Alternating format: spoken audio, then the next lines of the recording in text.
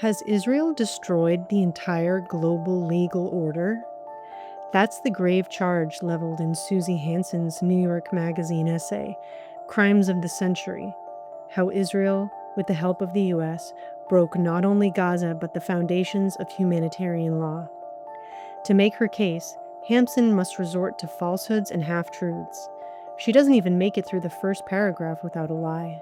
Her essay opens describing a video posted by the Palestinian poet Mossab Abu Toha showing an obliterated urban landscape, followed by bombs and objects that appear to be human bodies flying in the air. In the background, Hansen writes, the girl videotaping is crying as she holds the phone. She knows that those two people, perhaps briefly alive in the sky, have died, that Israel is bombing an already annihilated place, and that eventually those bombs may come for them all. The video provides a jumping-off point for the first of Hansen's odious comparisons between Israel's war with Hamas and the Nazis' extermination of Jews. Hansen revisits it later in the essay, concluding it is genocidal to bomb an already destroyed place until its ruins split up two more bodies from the vast grave and scar a girl's mind forever. But the video raises key questions. What if the two putative bodies were Hamas combatants? By any definition, war involves killing enemy combatants. Does the star of Hansen's essay, the scarred and crying videographer, even exist? No. The clip around which Hansen bases her entire narrative was doctored. There was no crying girl filming the airstrike. Someone took audio of crying from a different video and overlaid it on the unrelated footage of the bombing. But it was Hansen who egregiously violated journalistic ethics by attributing fake thoughts and feelings to a fake videographer and passing them off as fact. The doctored video is key to Hansen's morality play, which casts a demonic Israel against the Palestinians, who are no less than defending human values and trying to free the world. Hansen is an advocacy journalist with preconceived notions of Israeli evil.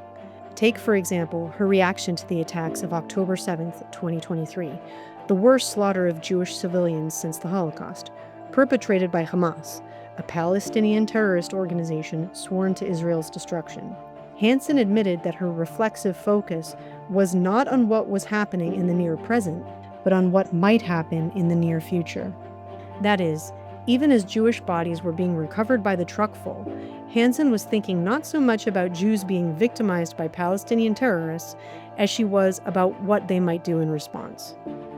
So it's not surprising that in her 10,000-word essay accusing Israel of crimes of the century, Hansen abandons all pretense of journalistic ethics and responsibility. She begins her fabrications with a doctored video, but doesn't end there. She tells readers that photos emerged in December 2023 of naked prisoners tied up and piled in the backs of trucks, evoking imagery of the victims of Nazi atrocities. But the detainees in question, suspected Hamas fighters, were neither naked nor piled. They were stripped to the underwear to be searched for explosives or weapons, as Hamas is notorious for using explosive vests in suicide bombings. Hansen could have told the truth about this. She chose not to. She then falsely implies that the International Court of Justice determined there were plausible merits to South Africa's case of genocide against Israel. But that's not true.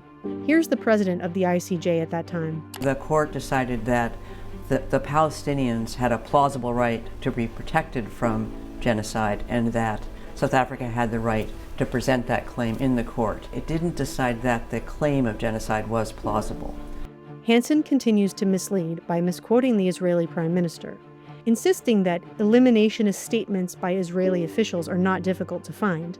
She claims that on October 28, 2023, Benjamin Netanyahu invoked a line from the Torah exhorting followers to wipe out the memory of Amalek from under the heavens, often understood as a perpetual commandment to kill any descendants of the Amalekite people, or the Israelites' enemies.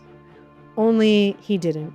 Netanyahu actually cited another verse, "Remember what Amalek has done to you." The passage is often invoked in Jewish tradition as a call to remember oppressors, including during and after the Holocaust. In the same remarks on October 28th, Netanyahu emphasized that Israel's goal was to destroy, specifically, Hamas's military and governing capabilities, and that Israel does everything to avoid harming non-combatants. It's precisely the opposite of eliminationist or genocidal language. But Hansen ignores those parts of the speech, while inventing others to fit the story she was determined to tell. To bolster her case for Israeli genocide, Hansen turns to sources whom she misrepresents as experts, but are in fact fellow propagandists.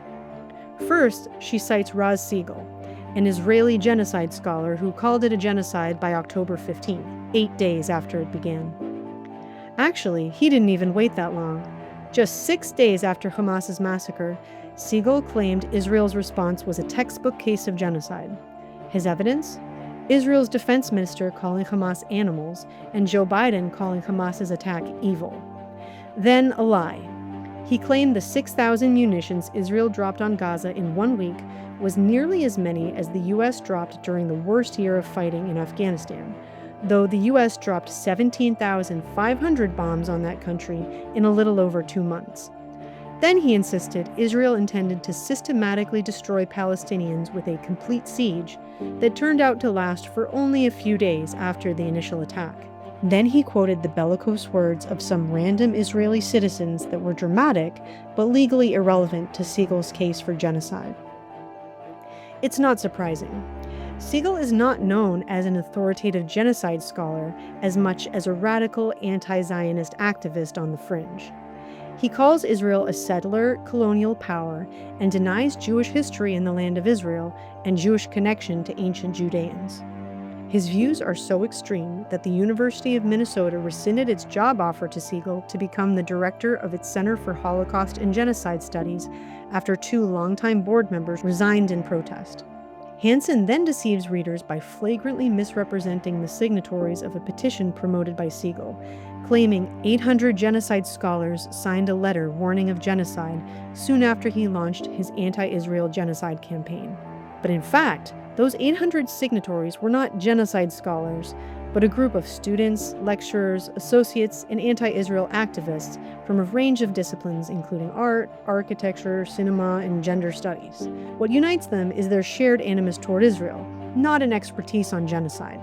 Hansen's illustrious genocide scholars include a 9/11 conspiracy theorist and the founder of an anti-Israel activist group that seeks to delegitimize Israel through lawfare.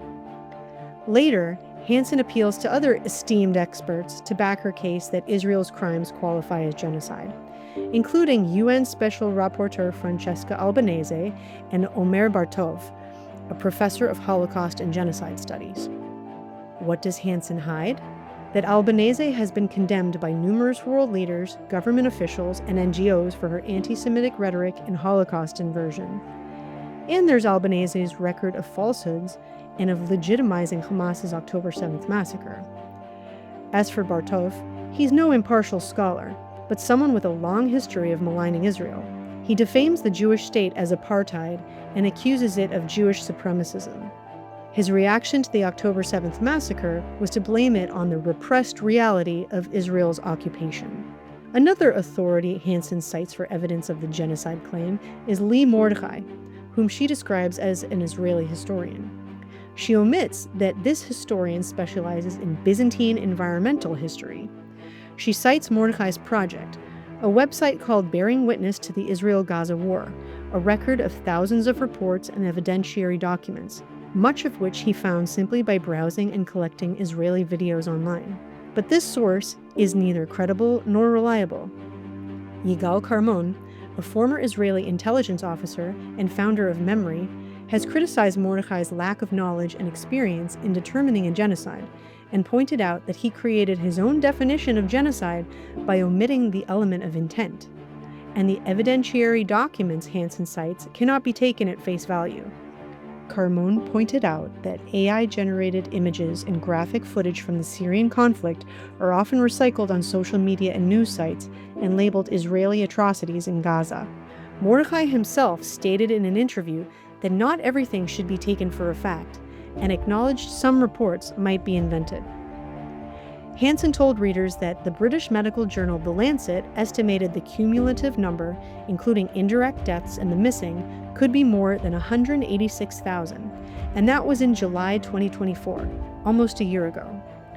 But that controversial figure was not an estimate by the Lancet itself, nor even from a peer-reviewed article in the journal.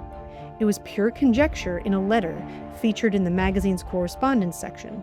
And contrary to Hansen's suggestion, it wasn't an estimate of the total number of deaths as of July 2024. It was an estimate of the total number of people who could theoretically die in the future as the result of indirect effects of war.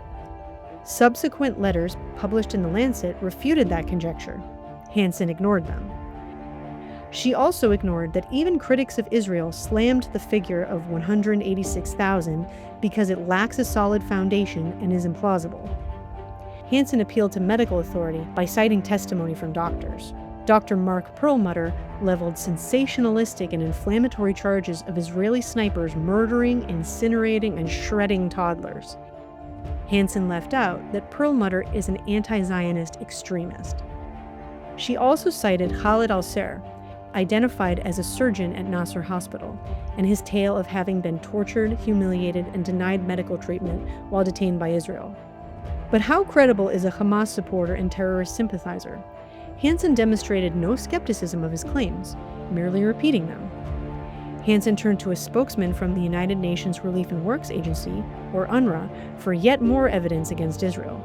Hansen presents UNRWA in positive terms as practically serving as Gaza's government in providing public services, and implies that the U.S. and other countries are to blame for withdrawing funding from UNRWA over allegations that 12 of UNRWA's 30,000 employees were involved in the October 7th attack. She left out that more than 1,000 UNRWA employees, 10% of its Gaza staff, have connections to Islamist militant groups. UNRWA's problem is not just a few bad apples involved in the October 7th massacre, a senior Israeli government official told the Wall Street Journal. The institution as a whole is a haven for Hamas's radical ideology. An extensive report by UN Watch revealed the deep ties between terrorist organizations and UNRWA. Throughout her piece, Hansen largely hid Hamas. Though she acknowledged the October 7th attack at the beginning, she erased Hamas's presence from Gaza until halfway through her long essay, when she got around to mentioning alleged Hamas tunnels. In the real world, there's no dispute about the existence of the terror group's tunnels. While Hansen noted that Hamas does live and hide among the urban population in Gaza, and conceded the use of human shields would be a war crime, she then immediately insinuated Hamas doesn't use human shields. But by this point in the essay, she had already erased Palestinian combatants from the picture again and again. Why erase Hamas fighters? Because the war, Hansen insisted, is not really a war, but rather the ceaseless pummeling of one side by the other. Really? The war opened with the mass slaughter of innocent Jews. But recall that Hansen's reflexive focus was to look past that massacre even as it was happening. Following Camera's outreach, the magazine's editors corrected a few issues, but the overarching problems with Hansen's propaganda piece remain. Rather than inform readers, she omits inconvenient facts and views in order to vilify Israel as genocidal and guilty of crimes against humanity. She signals what she's up to early on, applying a passage written by a philosopher referring to Nazi death camps to describe events in Gaza. It's disturbing that New York Magazine is normalizing the sort of demonization that was once the purview of Nazis and radical anti-Semites.